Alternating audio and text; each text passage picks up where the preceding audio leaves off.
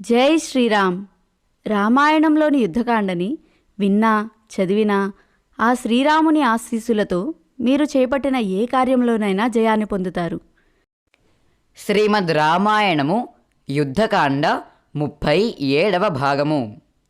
లంకానగరంలో రావణుని పరిస్థితి ఇలా ఉంటే, అక్కడ లంకానగరము వెలుపల మోహరించి ఉన్న వానర సైనికుల మధ్య ఉన్న రాముడు, లక్ష్మణుడు, సుగ్రీవుడు, విభీషణుడు, హనుమంతుడు, అంగదుడు, జాంబవంతుడు, శరభుడు, సుషేణుడు, మైందుడు, ద్వివిధుడు, గజుడు, గవాక్షుడు, కుముదుడు, నలుడు, పనసుడు ఇంకా తదితరులు కూర్చుని ఆలోచిస్తున్నారు.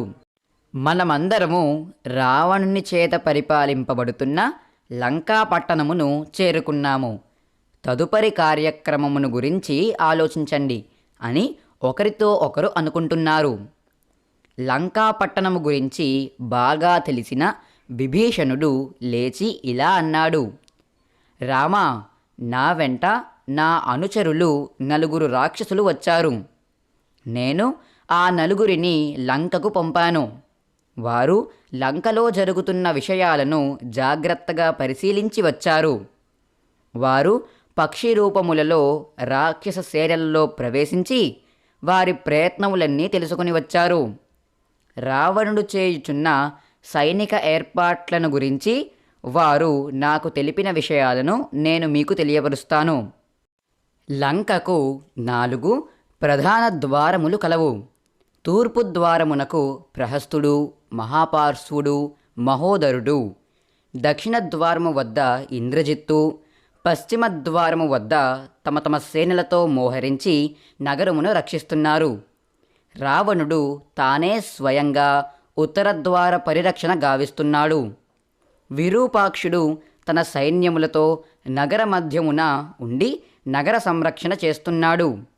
రావణ సైన్యములో 10,000 మంది గజబలము, 10,000 మంది రథములను అధిష్ఠించిన యోధులు, 2,000 మంది అశ్వదళము, 1,000,000కి పైగా సైనికులు ఉన్నారు.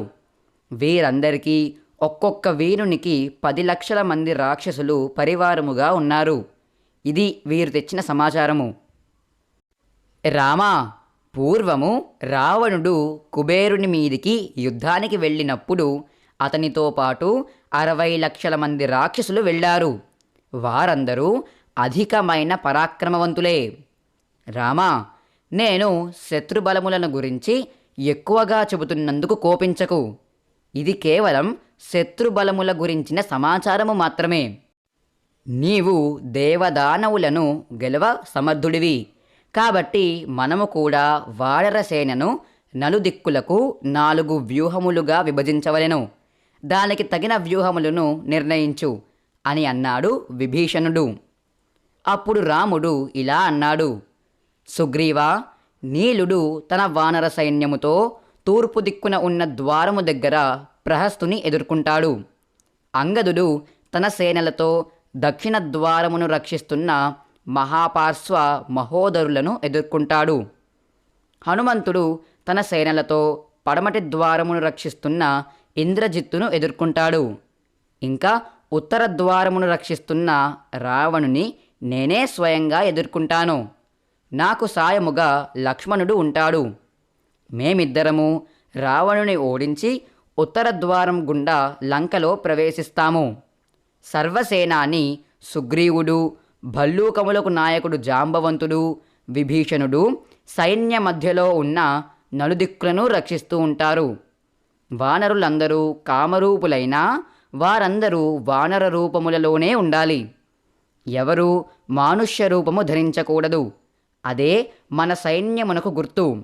నేను, లక్ష్మణుడు మాత్రం మానుష్య రూపములలో ఉంటాము. విభీషణుడు, అతని అనుచరులు 4 రాక్షసులైనను వారు కూడా మానుష్య రూపములలో మా వెంట ఉంటారు. వీరు తప్ప మిగిలిన వానరులందరూ తమ సహజ వానర రూపములలోనే ఉండవలెను. అప్పుడే మన సైన్యమును గుర్తుపట్టడానికి వీలవుతుంది అని పలికాడు రాముడు. తరువాత రాముడు లంకలోని సైన్యమునంతా పైనుంచి విహంగ వీక్షణము చేయవలెనని అనుకున్నాడు. అందుకని సువేల పర్వతము మీదికి ఎక్కాడు. శ్రీమద్ రామాయణము యుద్ధకాండ 37వ భాగము సంపూర్ణము.